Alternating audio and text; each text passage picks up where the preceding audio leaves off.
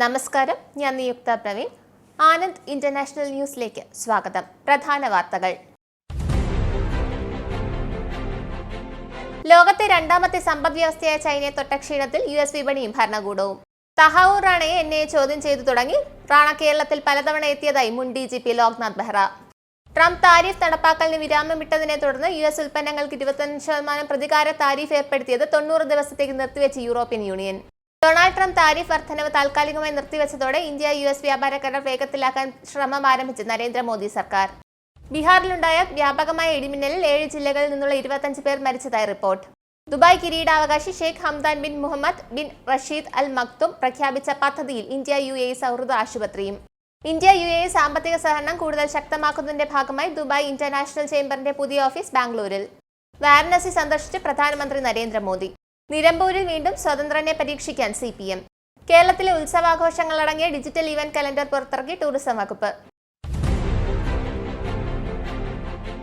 വാർത്തകൾ വിശദമായി. ലോകത്തെ ഏറ്റവും രണ്ടാമത്തെ സമ്പദ് വ്യവസ്ഥയായ ചൈനയെ തൊട്ടാൽ ഒന്നാമത്തെ സമ്പദ് വ്യവസ്ഥയ്ക്ക് ക്ഷീണമുണ്ടാകുമെന്ന യാഥാർത്ഥ്യം മനസ്സിലാക്കി US വിപണിയും ഭരണകൂടവും. ചൈന ഒഴികെ ഡസൻ കണക്കിന് രാജ്യങ്ങൾക്കുമേൽ ഡൊണാൾഡ് ട്രംപ് ഏർപ്പെടുത്തിയ കനത്ത താരിഫുകൾ ബുധനാഴ്ച പിൻവലിച്ചതിനെ തുടർന്ന് വ്യാഴാഴ്ച US ഓഹരികൾ വീണ്ടും ഇടിഞ്ഞു. ബുധനാഴ്ച ഉച്ചകഴിഞ്ഞ് കുതിച്ചുയർന്നതിന് ശേഷം വ്യാഴാഴ്ച അവസാനത്തോടെ ഡൗ 2.5% ഇടിഞ്ഞു. ബുധനാഴ്ച 2 പതിറ്റാണ്ടിനിടയിലെ ഏറ്റവും വലിയ നേട്ടം രേഖപ്പെടുത്തിയതിനു ശേഷം നാസ്ഡാക്ക് കോമ്പോസിറ്റ് 4%-ലധികം ഇടിഞ്ഞു. S&P 500 3.4% ഇടിഞ്ഞു. വിപണി തകർച്ചയ്ക്ക് കാരണം താരിഫ് പരിവർത്തന പ്രശ്നങ്ങളാണെന്ന് പ്രസിഡന്റ് ട്രംപ് കുറ്റസമ്മതം നടത്തി കഴിഞ്ഞു. ട്രംപ് അധികാരമേറ്റതിനു ശേഷം ചൈനയ്ക്ക് മേലുള്ള മൊത്തം താരിഫുകൾ 145% വർദ്ധിപ്പിച്ചതായി വൈറ്റ് ഹൌസ് വിശദീകരണം നൽകിയതിനെ തുടർന്ന് ഓഹരി വിൽപ്പന കൂടുതൽ പ്രതിസന്ധിയിലായതിനെ തുടർന്നാണ് US ഓഹരി ഇടിവ് വീണ്ടും സംഭവിച്ചത്. മുൻ US ട്രഷറി സെക്രട്ടറി ജാനറ്റ് യെലൻ ട്രംപിന്റെ സാമ്പത്തിക നയങ്ങളെ ഒരു ഭരണകൂടം നന്നായി പ്രവർത്തിക്കുന്ന സമ്പദ് വ്യവസ്ഥയിൽ വരുത്തിയ ഏറ്റവും മോശമായ സ്വയം വരുത്തിവെച്ച മുറിവ് എന്ന് വിശേഷിപ്പിച്ചു. കൊടും ഭീകരൻ തഹാവൂർ റാണയെ NIA ആസ്ഥാനത്തെത്തിച്ചു. ഭീകരവിരുദ്ധ ഏജൻസി വിശദമായ ചോദ്യം ചെയ്തു തുടങ്ങിയിട്ടുണ്ട്. 2 IG, 1 DIG, SP എന്നിവരടങ്ങുന്ന 12-അംഗ സംഘമാകും റാണയെ ചോദ്യം ചെയ്യുക. റാണയെ കസ്റ്റഡിയിൽ ലഭിക്കാൻ മുംബൈ ക്രൈംബ്രാഞ്ചും നടപടികൾ സ്വീകരിച്ചു വരുന്നുണ്ട്. ഇതിനിടെ കേന്ദ്ര സർക്കാരിന്റെ ഉന്നതതല യോഗം ഡൽഹിയിൽ ചേർന്നു. ആഭ്യന്തരമന്ത്രി അമിത്ഷാ, വിദേശകാര്യമന്ത്രി S ജയശങ്കർ, ദേശീയ സുരക്ഷാ ഉപദേഷ്ടാവ് അജിത് ഡോവൽ എന്നിവർക്ക് പുറമെ ഇന്റലിജൻസ് ബ്യൂറോ ഡയറക്ടറും വിദേശകാര്യ സെക്രട്ടറിയും പങ്കെടുത്തു. മുംബൈ ഭീകരാക്രമണത്തിന്റെ മുഖ്യ സൂത്രധാരനായ ലഷ്കർ-ഇ-ത്വയ്ബ ഭീകരൻ ഡേവിഡ് കോൾമാൻ ഹെയ്ലിയുടെ സഹായമായിരുന്നു കനേഡിയൻ പൗരത്വമുള്ള പാക് വംശജനായ തഹാവൂർ റാണ. 2019-ലാണ് FBI ഇയാളെ അറസ്റ്റ് ചെയ്തത്. റാണയുടെ ഹർജി അമേരിക്കൻ സുപ്രീം കോടതി തള്ളിയതിന് പിന്നാലെ ഫെബ്രുവരിയിലാണ് റാണയെ ഇന്ത്യക്ക് കൈമാറാനുള്ള ഉത്തരവിൽ അമേരിക്കൻ പ്രസിഡന്റ് ഡൊണാൾഡ് ട്രംപ് ഒപ്പുവെച്ചത്. ഡൊണാൾഡ് ട്രംപ് താരിഫ് വർധന താൽക്കാലികമായി നിർത്തിവെച്ചതോടെ ഇന്ത്യ-US വ്യാപാര കരാർ വേഗത്തിലാക്കാൻ ആരംഭിച്ച് നരേന്ദ്രമോദി സർക്കാർ. അതേസമയം US-ഉമായുള്ള സംഭാഷണം ബുദ്ധിപൂർവ്വം കൈകാര്യം ചെയ്യുകയാണ് എന്നാണ് ഇന്ത്യയുടെ നിലപാട്. ഇന്ത്യയും US-ഉം തമ്മിലുള്ള വ്യാപാരം എളുപ്പമാക്കുന്ന ഒരു കരാറിൽ ഒപ്പുവെക്കാൻ പ്രധാനമന്ത്രി മോദിയും പ്രസിഡന്റ് ട്രംപും ഫെബ്രുവരിയിൽ തീരുമാനിച്ചിരുന്നു.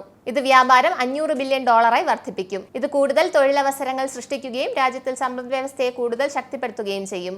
ചർച്ചകൾ നല്ല പുരോഗതി കൈവരിക്കുന്നുണ്ട് എന്ന് 90 ദിവസത്തേക്ക് പരസ്പര താരിഫുകൾ താൽക്കാലികമായി നിർത്തിവെച്ചതിന് പ്രതികരണവുമായി വാണിജ്യ വ്യവസായ മന്ത്രി പീയൂഷ് ഗോയൽ പറഞ്ഞു.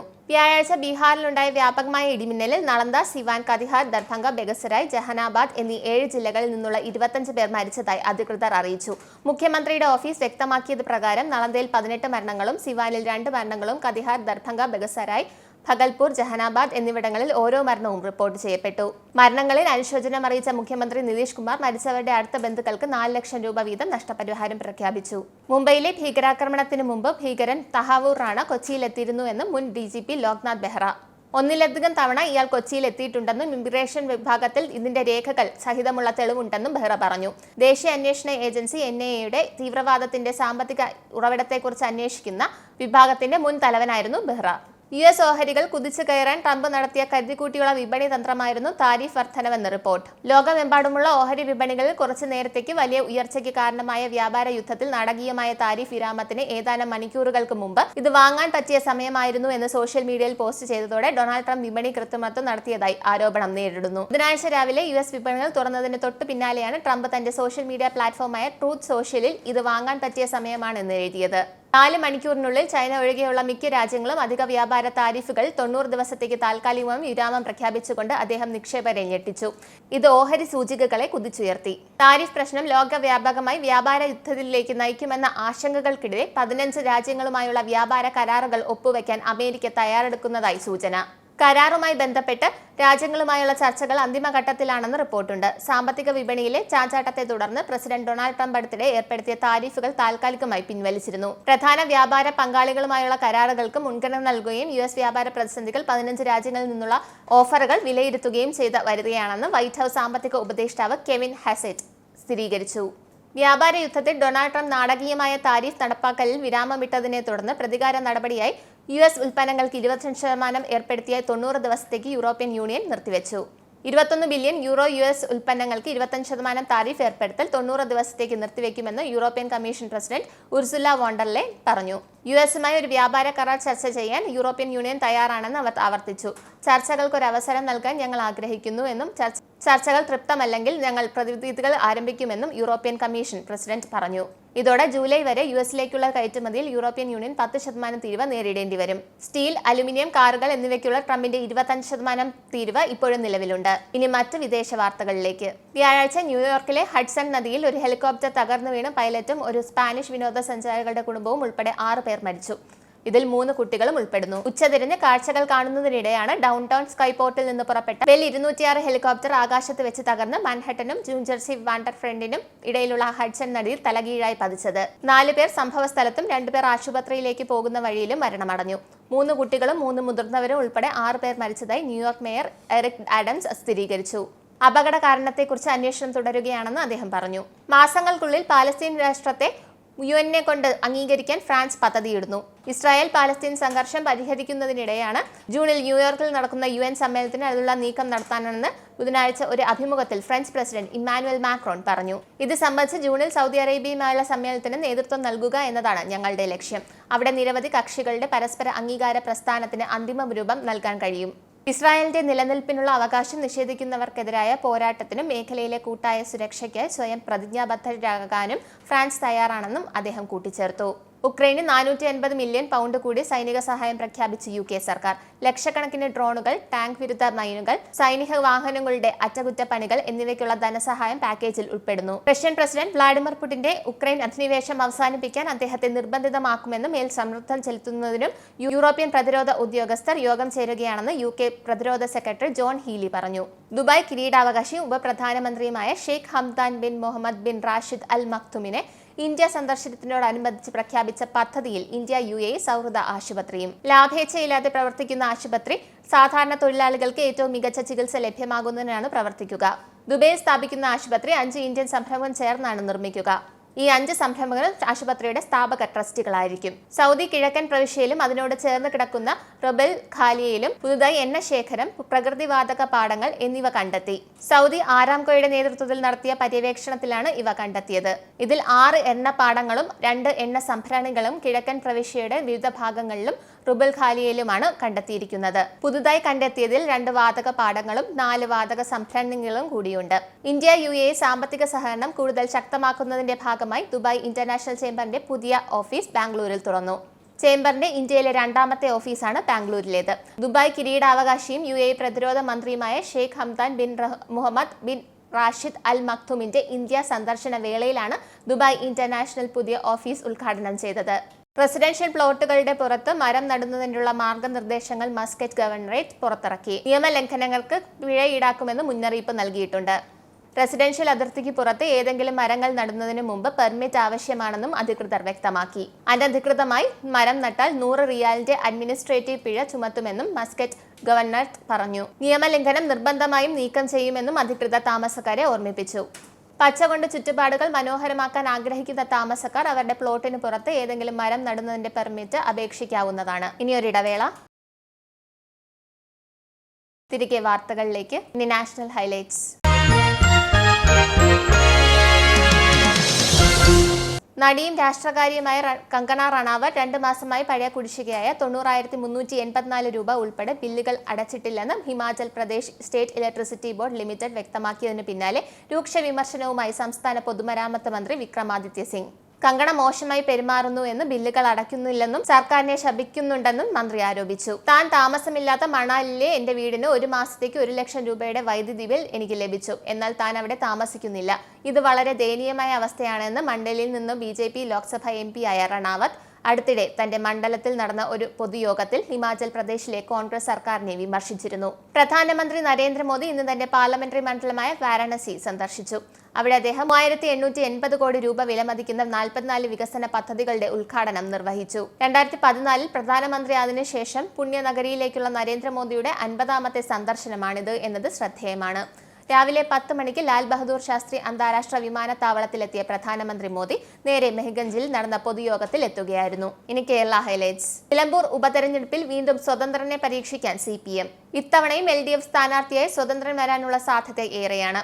CPM സാധ്യതാ പട്ടികയിൽ 3 സ്വതന്ത്രരാണ് ഇടം നേടിയിരിക്കുന്നത്. സംസ്ഥാന സ്പോർട്സ് കൗൺസിൽ പ്രസിഡന്റും മുൻ ഇന്ത്യൻ ഫുട്ബോൾ താരവുമായ U ഷറഫ് അലി ഉൾപ്പെടെ പരിഗണനയിലുണ്ട്. നേരത്തെ ആര്യാടൻ മുഹമ്മദിനെതിരെ മത്സരിച്ച പ്രൊഫസർ തോമസ് മാത്യുവിനെയും പരിഗണിക്കുന്നതായി റിപ്പോർട്ടുകൾ പുറത്തുവരുന്നുണ്ട്. കേരളത്തിലെ ഉത്സവാഘോഷങ്ങളടങ്ങിയ ഡിജിറ്റൽ ഇവന്റ് കലണ്ടർ പുറത്തിറക്കി ടൂറിസം വകുപ്പ്.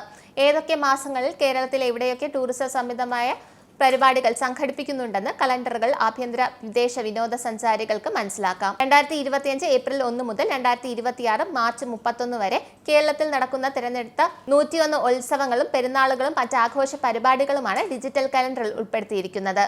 പരിപാടികളെക്കുറിച്ചുള്ള 75 വീഡിയോകൾ, ചിത്രങ്ങൾ, ലഘുവിവരണങ്ങൾ എന്നിവയും കലണ്ടറിലുണ്ട്. ആഭ്യന്തര വിദേശ വിനോദസഞ്ചാരികൾക്ക് കേരളത്തിലെ ഉത്സവങ്ങൾ മുൻകൂട്ടി പരിചയപ്പെടുത്തുക എന്നതാണ് ഈ ഫെസ്റ്റിവൽ കലണ്ടറിന്റെ ഉദ്ദേശ്യം. ടൂറിസം മേഖലയിൽ കേരളത്തിന്റെ വളർച്ച ലോക ശരാശരിക്ക് മുകളിലാണെന്ന് പൊതുമരാമത്ത് ടൂറിസം മന്ത്രി PA Muhammad Riyas digital event calendar പുറത്തിറക്കി പറഞ്ഞു. ടൂറിസം രംഗത്ത് കേരളം മത്സരിക്കുന്നത് മറ്റ് സംസ്ഥാനങ്ങളോടല്ല ലോകരാജ്യങ്ങളുമായാണെന്നും മന്ത്രി പറഞ്ഞു. ഇനി പൗണ്ട് റേറ്റ്. UK പൗണ്ട് ഇന്നത്തെ മൂല്യം: ഒരു പൗണ്ട് 111.96 ഇന്ത്യൻ രൂപ. ഒരു US ഡോളർ 85.99 ഇന്ത്യൻ രൂപ. ഒരു യൂറോ 97.33 ഇന്ത്യൻ രൂപ. ഒരു പൗണ്ട് 1.30 US ഡോളർ. ഇനി സ്പോർട്സ്.